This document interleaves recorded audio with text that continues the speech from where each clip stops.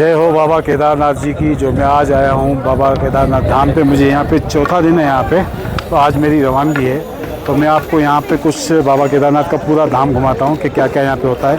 और मेन बात, हमारे कौन से बाबा सिंधियों के कौन से पंडित हैं वो उनसे भी मिलाता हूँ मैं आपको। ये है बाबा केदारनाथ। और आजकल जो है ना माहौल ठंडा है, आज नीचे से कुछ लोग आ नहीं रहे। और ये है हमारे सिंधी समाज का पंजाब सिंध हाउस, जो हमारे पूरे सिंधी समाज के लोग जो है ना उनके हमारे ये पंडे हैं। पंडे बोलते हैं ना, हाँ पंडे हैं ये। तो आजकल की जनरेशन को कुछ पता नहीं है कि हमारे पंडे कौन है। केदारनाथ पे आते हैं, यहाँ दर्शन करके वापस चले जाते हैं और यहाँ पे उनसे मिलते नहीं है। यहाँ पे हमारे पितृदेव की पूजा होती है और यहाँ पे पूरा लिखते हैं, सब कुछ करते हैं ना। तो इनके बारे में मुझे जो जानकारी है वो मैं आपको दिलवा रहा हूँ, आप बात करते हैं। हाँ, ये हमारे, आपका नाम? हाँ जी। आप यहाँ के सिंधी समाज के लिए बताइए कि सिंधी समाज के लोग यहाँ पे आते तो हैं। ये देखो, आते हैं, दर्शन करके चले जाते हैं। उनको यहाँ का महत्व नहीं मालूम। जैसे आप सिंधी समाज के पंडित हमारा जो भी हो यहाँ पे आपको क्या कराते हैं, उनके बारे में मुझे जानकारी दीजिए। देखो यहाँ पे जितने भी लोग आते हैं तो सबके तीर्थ पुरोहित हैं। हर आदमी का यहाँ पे जजमानी बटी हुई है। तो किसी के पास सिंधी आया है, किसी पर कुछ आया है, मतलब हर आदमी के पास अलग अलग चीज़ें हैं। तो हम लोग जितने भी सिंधी समाज के जो लोग होते हैं, पहले जो लोग आते थे सब यहाँ आते थे। तो उनके खाने पीने रहने की व्यवस्था सब हम ही लोग करते थे। लेकिन अब समय बदल गया है, भौगोलिक परिस्थितियाँ ऐसी हो गई हैं कि व्यवस्था भी अनुकूल नहीं हो पाती है, लोग उतने नहीं आ पाते हैं। वैसे रिकॉर्ड था हमारे पास पूरे सिंध समाज का, लेकिन जब आपदा आई तो उसमें वो पूरा रिकॉर्ड क्या बह गया। लेकिन अब भी जो लोग आते हैं तो उनका हम मेंटेन करते हैं, पूरा सजरा, पूरा 3 पीढ़ी का सजरा जो है मेंटेन करते हैं। आते हैं अभी भी हमारे यहाँ सिंधी, जो जिन लोगों का प्रोग्राम रहता है, जिनको जानकारी होती है, वो सिंधी लोग आते हैं। उनकी हम रहने की, खाने की, दर्शन की सारी व्यवस्था करते हैं। अगर उनको कोई तकलीफ होती है उस तकलीफ की भी हम व्यवस्था करते हैं। तो ये परंपरा आज से नहीं, हमारे 2-3 मतलब हाँ कम से कम ये परंपरा पुरानी चली आ रही है।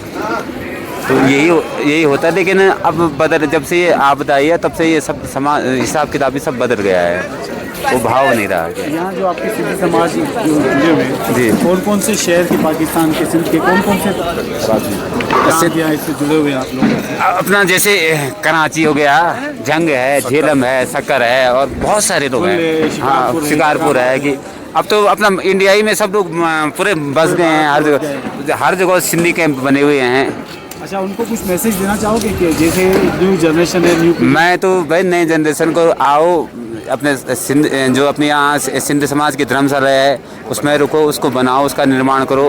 भाई एक एक ईंट भी अगर करते हैं तो बहुत कुछ हो जाता है। नहीं होता है, श्रम बिंदु निपाते न कर्म श्रम, बूंद बूंद से गड़ा पड़ता है। जी।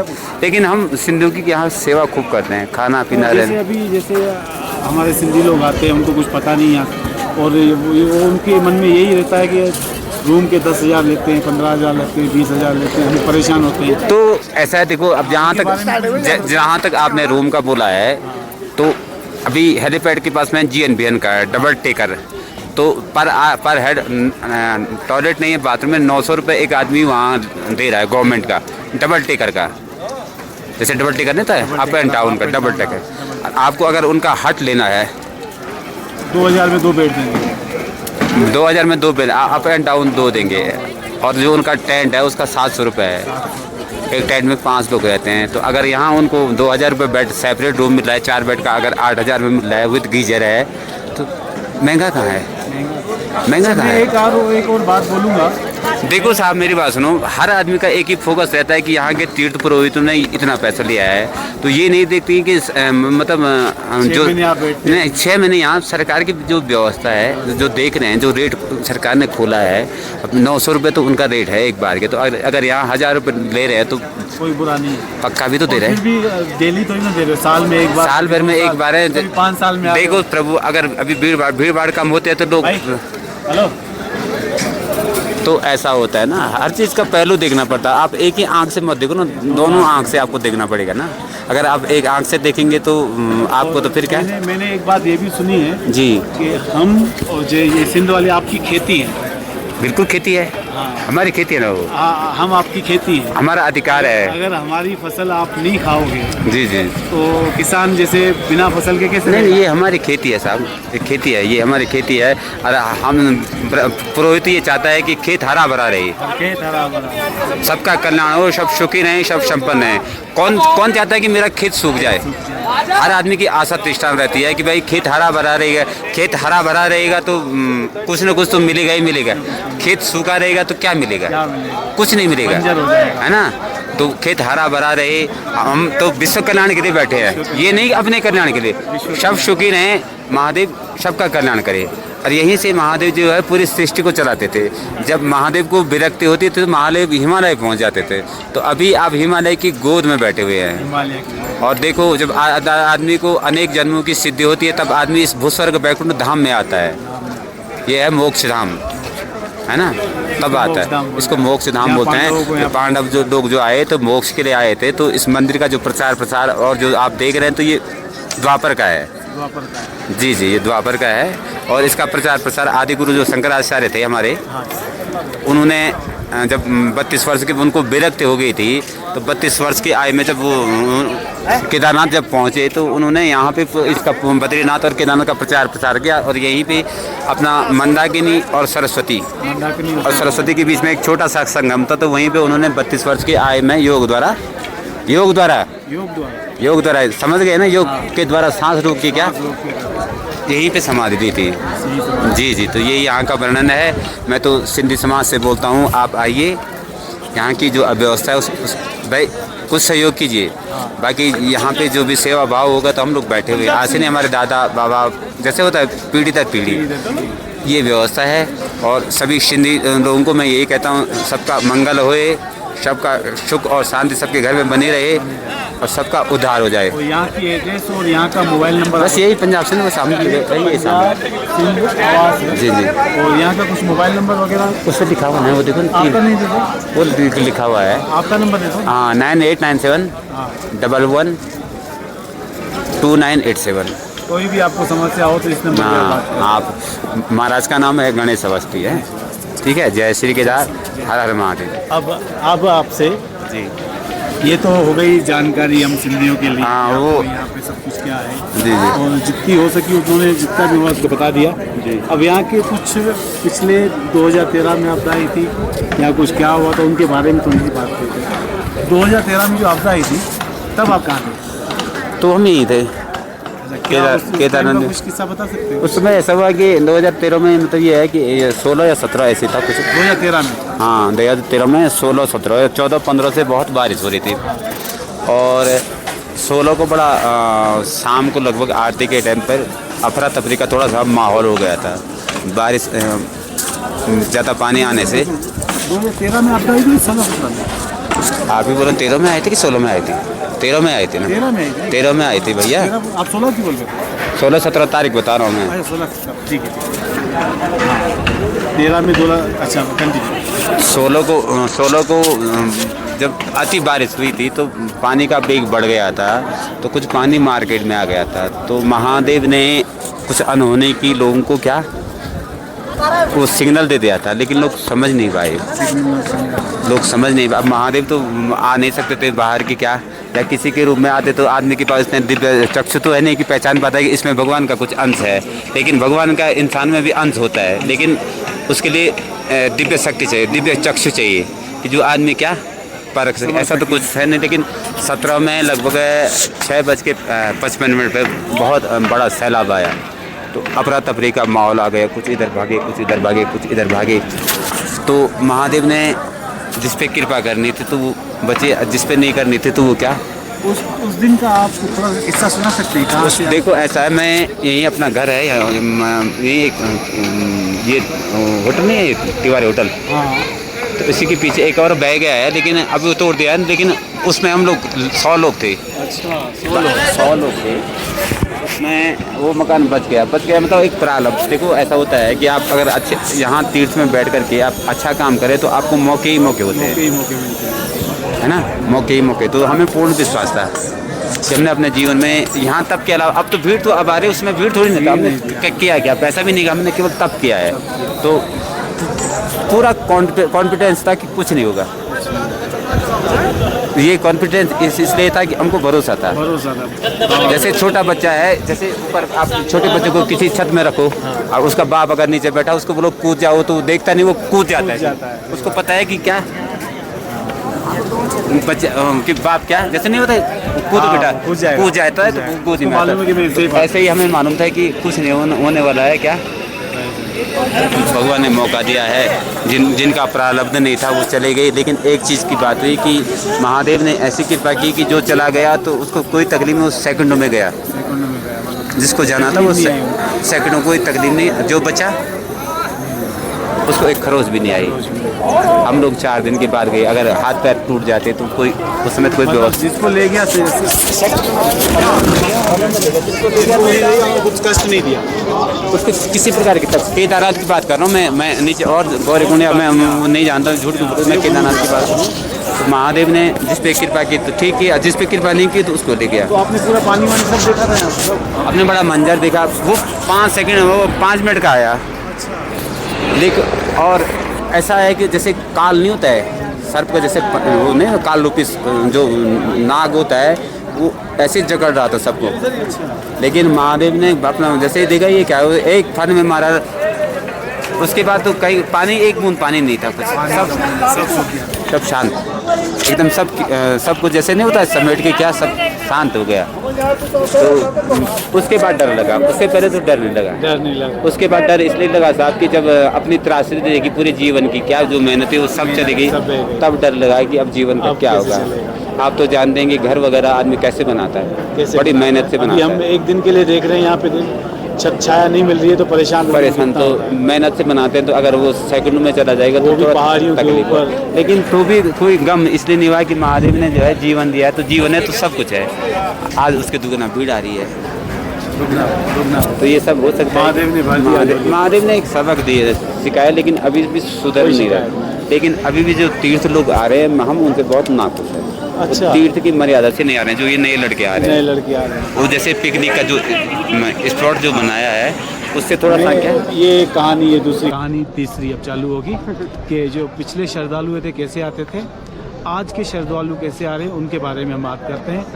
और ये इनसे पूछते हैं कि आज के जो ये हर हर महादेव के ये लगाते हैं जय जय महादेव, तो ये फेक हैं कि ओरिजिनल हैं इनकी श्रद्धा, क्योंकि ये जानते हैं कि ये कैसे यात्री हैं और कैसे नहीं है, इनके बारे में इनसे पूछते हैं। ये जो आजकल के यात्री आ रहे हैं उनके बारे में आपका क्या कहना है? महाराज जी आजकल के 50% तो ये अभी वर्तमान में जिस प्रकार से यात्री बस चालू करूं, आप बोल दिया। अभी वर्तमान में जो आप जो भीड़ देख रहे हैं, जो दर्शनार्थी जो आ रहे हैं और जो जिस हिसाब से ये लोग आ रहे हैं, तो उसमें 50% यात्री तो इन्होंने यहाँ पर्यटक स्थल या वो अपना जो हनीमून जो इस बनाया है, कमरों से शराब की बोतलें निकलती है, तो बड़ा तकलीफ होता है, दर्द होता है। बस मतलब रील बनाने के लिए आ रहे हैं, इनका महादेव से कोई मतलब नहीं है।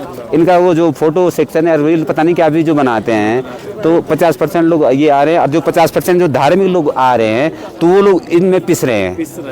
उनकी जो मान मर्यादा है वो सब खत्म हो रही है। तो मैं तो चाहता हूँ कि प्रशासन से कि जो ऐसे लंपट लोग आए हैं जरा इनकी पूरी जांच पड़ताल करके उनको यहाँ भेजे, जो तीर्थ की जो है मर्यादा बनी रही है। तो हमें तो मर्यादा से मतलब है साहब, हमें पैसे से मतलब नहीं, मर्यादा से, है ना। जीवन में पैसा ही सब कुछ नहीं होता है, सबसे बड़े मान और मर्यादा होता है, धर्म का भाव होता है। मैं तो बोलता हूँ आइए नए लड़के आइए, हमें नहीं है लेकिन मर्यादा से आइए, जैसे तीर्थ के हिसाब से और दर्शन कीजिए और जाइए। लेकिन ये जो अपना पिकनिक स्पॉट गाने लगाए, गाना पी रहे हैं, दारू पी रहे हैं, तो ये कोई तीर्थ यात्री नहीं, मेरे हिसाब से तो ये पर्यटक है। इन्हीं की लोगों की वजह से अव्यवस्था है, हर चीज़ में अव्यवस्था होती है। इनके मन में अगर इनका दर्शन नहीं हुआ तो ये यूट्यूब में वीडियो बनाते हैं कि यहाँ इतने का, झूठ बोलते हैं, इतने का पानी दिया, इतने का कमरा दिया, 6000 का कमरा लेते हैं, बोलते हैं 12000 का कमरा दिया है। अब सच्चाई तो परमात्मा जानता है या हम ही लोग जानते हैं, बाकी तो जो बाहर लोग हैं उनको क्या मालूम कि वहाँ क्या हो रहा है। तो आप आइए, सभी लोगों का स्वागत है, और तीर्थ के हिसाब से आइए और तीर्थ के मर्यादा से आइए। कल यहाँ पे फटाके वटाके फोड़ रहे थे, ये कौन, यहाँ के उत्तराखंड के? नहीं, ये मैं जो 50% की बात कर रहा हूँ वही थे। अच्छा। हाँ, वो लेके आते हैं ना। अब ये मानो कीर्तन ला रहे हैं, ये ला रहे हैं, वो ला रहे हैं ना, क्या है ये? ऐसा होता है क्या? है ऐसा नहीं होता है महाराज। मान जब ये पांडव यहाँ पे उनको मोक्ष मिला, पांडवों के पास तो कुछ भी नहीं था, सिर्फ साधना था, पानी था, तो थोड़ा पांडवों को मोक्ष तुरंत मिला क्या? पांडवों ने कई वर्षों तक यहाँ तक ऐसा दर्शन नहीं मिला कि वो आगे तो हम गेस्ट हैं महादेव पहुंच गए, ऐसा नहीं हुआ दादा, ऐसा नहीं हुआ। पांडव लोगों ने भी जब उत्तराखंड में आए तो भगवान श्री कृष्ण ने उनका साथ छोड़ दिया था। महाभारत खत्म होने के बाद में भगवान श्री कृष्ण ने उनका साथ छोड़ दिया था। हाँ, तो उन्होंने कहा कि हे माधव ये क्या कर रहे हो? ये सब आपने कहा, चाहे धर्म का है चाहे अधर्म का है, ये आपने ये सब कर दिया है, अब हमारा कल्याण कैसा होगा? समझ रहे? उन्होंने कहा मेरी बस का नहीं है, महादेव ही तुम्हारा कल्याण करेंगे, आप हिमालय जाइए। तो फिर उस समय भगवान शंकर का वास गुप्त काशी में था। आपको गुप्त काशी मिलेगा। तो जब अब तो अंतर्यामी थे महादेव, उन्होंने क्या हुआ रहे तो बाबा वहाँ से गायब हो गए, इसलिए उस गुप्त काशी है। तो फिर उन्होंने वहाँ पे माता की पूजा अर्चना की, विनती की, बोला कि महादेव के दर्शन कैसे होंगे? तो उन्होंने कहा बाबा तो हिमालय में जाएंगे। तो फिर वो लोग यहाँ पे आए। यहाँ पे आए तो उन्होंने कई वर्षों तक यहाँ तपस्या की, ये नहीं आए काम बन गया। कई वर्षों तक साधना करनी, कई संघर्ष करना पड़ा ना, अंत तक संघर्ष करना पड़ा। तब जाके वहाँ तब महादेव ने उनकी परीक्षा ली, उसमें जब वो पास हुए तब जाके उनको दर्शन दिया साक्षात, तब उनको रास्ता बताया आगे ये स्वर्ग आरोहणी है, यही लोग गले थे मोक्ष के लिए। हाँ, तो ऐसा है कि धीरे धीरे करते गए तो हर आदमी उनमें पांचों भाई की खूबियाँ थी। तो पांचों को मतलब जैसे अपना ये था नकुल खूबसूरत था ना, नकुल पारदर्शी था, तो उसको उसका अभिमान था। सहदेव खूबसूरत था, उसका अभिमान था। भीम तो आप जानते हैं महाबली था, उसको ये तो बहुत लंबी चौड़ी मैं मोटा बता रहा हूँ कि ये ऐसा क्यों हुआ। क्या भीम का प्रमाण अभी भी है, जैसे भीमशिला पीछे आ गई, वो तो आई ना। और उसको तो आप जानते हैं अर्जुन को तो गांडी था, लेकिन धर्मराज था।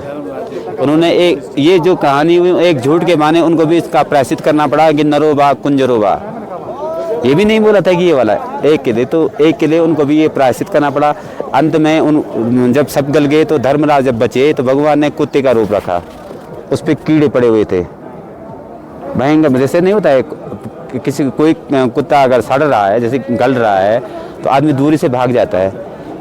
तो जब पुष्पक विमान आया तो धर्मराज को बोलो बैठो और चलो, अब मैं तो आपको क्या स्वर्ग लोग लेके चलता हूँ।